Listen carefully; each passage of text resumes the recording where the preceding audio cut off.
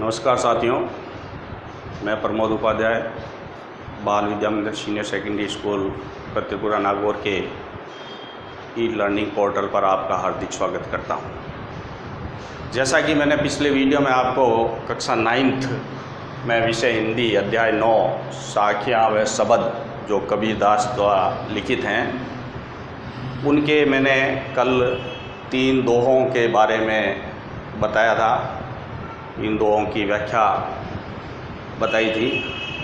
आज हम उससे आगे चलते हैं। चौथा जो दोहा या साखी है कबीरदास जी का, तो वो पहला जो इसमें जो है, पाखा पखी के कारण सब जग रहा बुलान, निरपख होय के हरि बजे सोई संत सुजान। यानी कबीरदास जी ने इस दोहे के अंदर ये बताया है कि हमेशा मनुष्य को अहंकार और हठ से दूर रहकर ईश्वर की आराधना करनी चाहिए। यानी पखापखी का मतलब होता है पक्ष विपक्ष, वाद विवाद से दूर रहकर। पक्ष विपक्ष, वाद विवाद जो होता है, तो पक्ष विपक्ष के कारण सब जग रहा बुलान। यानी आज के वातावरण में, आज के समय जितने भी ऋषि मुनि भक्त ज्ञानी सब अपने अपने मत का, अपने अपने धर्म को आगे लाने का प्रयास करते हैं, अपने अपने मत के बारे में सोचते रहते हैं। तो कबीरदास जी का कहना यही है कि कोई भी सज्जन साधु संत जो होगा वो अहंकार और हठ से दूर रहकर और अपने ईश्वर की आराधना करेगा, ईश्वर की उपासना करेगा, क्योंकि पूरे संसार के अंदर ईश्वर एक ही होता है, ये कबीरदास जी ने कहा है। तो इसमें इस दोहे के अंदर कबीरदास जी ने ये बताया है कि आज के समय में जितने भी ऋषि मुनि ज्ञानी भक्त सब अपने अपने धर्म के प्रति लगाव रखते हुए और उसको आगे बढ़ाने का प्रयास करते हैं। कोई निराकार उपासना के बारे में कहता है, कोई साकार उपासना को आगे बढ़ाने का प्रयास करता है, कोई भक्ति को, कोई ज्ञानी को श्रेष्ठ समझता है। यानी अपने मत को श्रेष्ठ समझना, ये कबीरदास जी ने कहा है कि ये गलत है। यानी अहंकार और हठ ये मनुष्य के अंदर अगर दूर हो जाते हैं तो ईश्वर की उपासक जो हैं वो दिव्य आनंद को प्राप्त करते हैं। तो वही बात इस दोहे के अंदर लिखी है कि पखा पखी के कारण है, यानी इस पक्ष विपक्ष के कारण सब जग रहा बुलान। यानी सब अपने अपने मतों का वर्चस्व रखने के लिए, अपने अपने धर्म को श्रेष्ठ बनाने के लिए पूरे संसार में ईश्वर को बुला दे रहे हैं। निरपख होय के हरि बजे, और जो उपासक निरपख यानी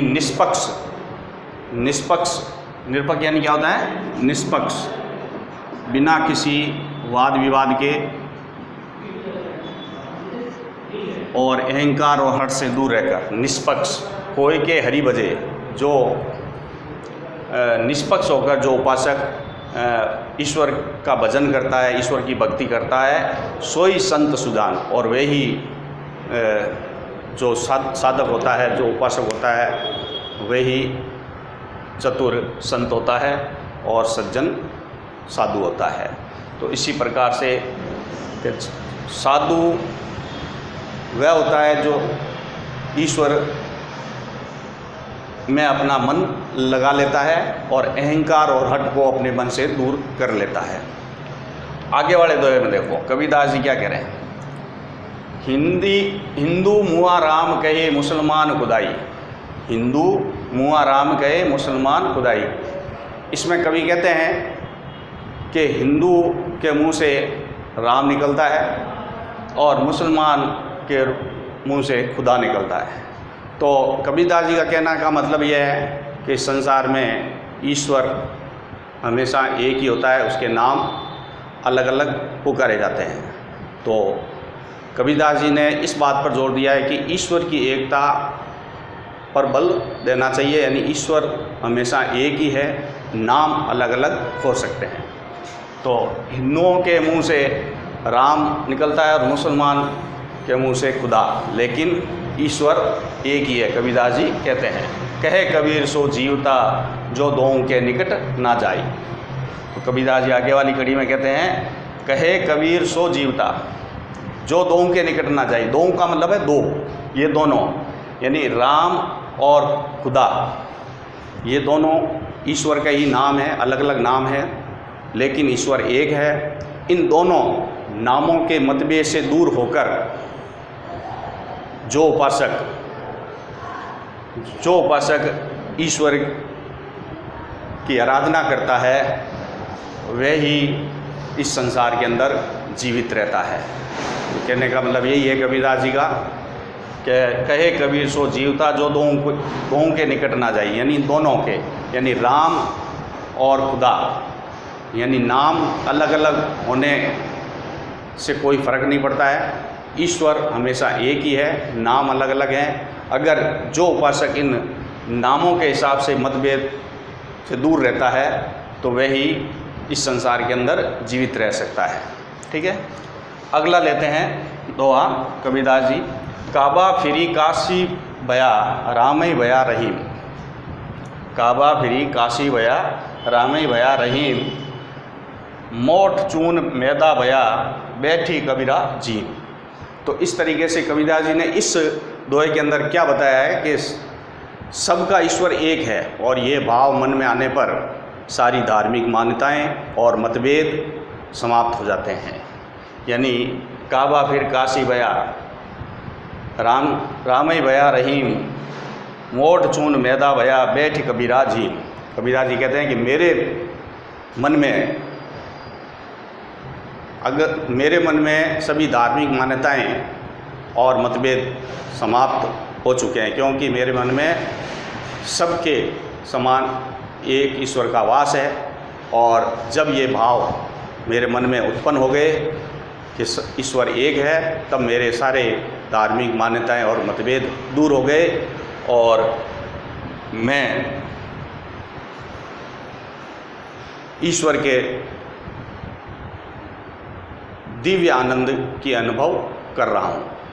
तो इस तरीके से कबीरदास जी ने ये बताया है कि मेरे लिए काबा और काशी दोनों एक समान हैं, राम और रहीम दोनों एक ही हैं, एक ही के नाम हैं, एक ही ईश्वर के नाम हैं। तो इसमें कोई मेरे लिए फ़र्क नहीं है। जब मेरे मन में ये आ गया कि ईश्वर एक है, तो मेरे इन्हीं भावों के कारण काबा और काशी में कोई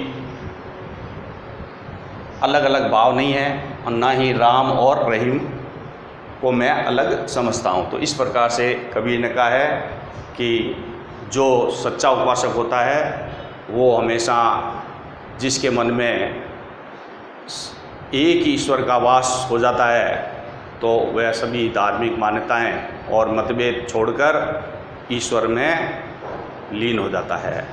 ठीक है, आगे देखो 7वां। ऊंचे कुल का जन्मिया जय करनी ऊंची ना होए, सुबरन कलश सुरा भरा साधु निंदा सोए। यानी ऊंचे कुल का जन्मिया जय करनी ऊंची ना होए, सुबरन कलश सुरा भरा साधु निंदा सोए। कबीरदास जी इस दोहे के अंदर ये बताना चाहते हैं कि मनुष्य को हमेशा महानता कब मिलती है, जब वह अच्छे कर्म करता है, और चाहे वो कितने ही ऊंचे कुल में जन्म ले लिया हो, लेकिन जब तक वो अच्छे कर्म नहीं करेगा तब तक वो व्यक्ति महान नहीं कहलाएगा। तो कबीरदास जी का इस दोहे के अंदर यही कहना है कि ऊंचे कुल में जन्म लेने से कोई श्रेष्ठ नहीं हो जाता, कोई महान नहीं हो जाता। मनुष्य महान कब होता है, जब उसके कार्य अच्छे होते हैं, तभी वो महान संसार के अंदर माना जाता है। तो यही बात इसमें बताई गई है कि ऊंचे कुल का जन्मिया, कबीरदास कहते हैं कि ऊंचे मनुष्य के ऊंचे कुल में जन्म लेने से जय करनी ऊंची ना होए, यानी केवल जन्म लेने से ही श्रेष्ठ नहीं होता है मनुष्य, और जय करनी ऊंची ना होए, यानी अच्छे कार्य ना करे तब भी वो श्रेष्ठ नहीं माना जाता है। जिस प्रकार से कि सुबरन कलश सुरा भरा, कि जिस प्रकार सोने के घड़े में, सुबरन यानी सोना, सोना एक धातु होती है, कलश सोने का घड़ा, सुरा भरा, सुरा का मतलब होता है शराब, शराब, और सुबरन का मतलब होता है सोना, कलश यानी घड़ा, ठीक है। तो ऊंचे कुल का जन्मिया, जन्मिया यानी जन्म लेना, जन्म लेना, कुल यानी जो वंश होता है उसको कहते हैं। ऊंचे वंश में जन्म लेने से व्यक्ति महान नहीं होता है, ये कबीरदास जी कहते हैं। अच्छे कार्य या अच्छे कर्म करेगा तभी वो व्यक्ति संसार में महान कहलाएगा।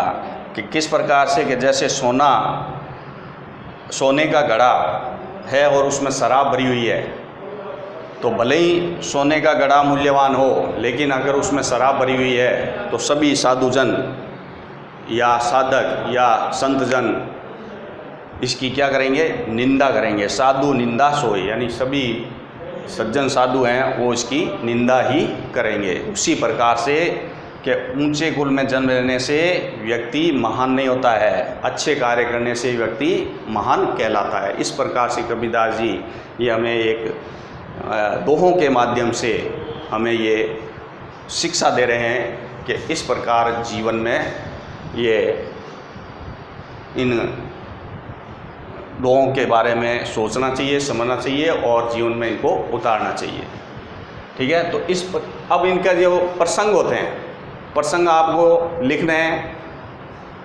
पहले प्रसंग लिखा, फिर उसके बाद व्याख्या होगी। एक दोहा लिखा, उसका प्रसंग लिखा। जैसे पखा पखी के कारण है सब जग रहा बुलान, निरपक होय के हरि बजे सोई संत सुजान। ये दोहा लिख दिया आपने। अब इसी के नीचे प्रसंग लिखना है, प्रसंग। और प्रसंग में ये लिखना है कि प्रस्तुत दोहा या साखी, प्रस्तुत दोहा या साखी पाठ्य पुस्तक के 37 भाग में अध्याय 9 साख्या व शब्द से लिया गया है, ठीक है। उसके बाद में इसमें जो भी बात बताई गई है वो चीज़ लिखनी है कि इसमें कवि ने अहंकार और हठ से दूर रहकर ईश्वर की आराधना के लिए बल दिया है, ठीक है।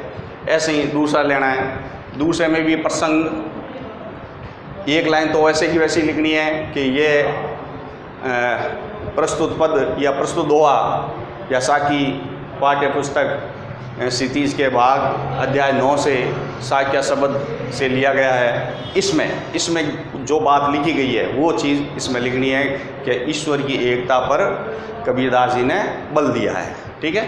तो इस तरीके से सारों के आपको प्रसंग और व्याख्या नोटबुक में नोट करनी है। वैसे हम आपको वीडियो के ज़रिए भी आपको इसकी प्रसंग और व्याख्या भेजेंगे और जिसको आप नोटबुक में उतार लें, ठीक है। तो शब्दार्थ भी आपको साथ में लिखे हुए मिलेंगे, तो वो भी आपको उतारने हैं। धन्यवाद।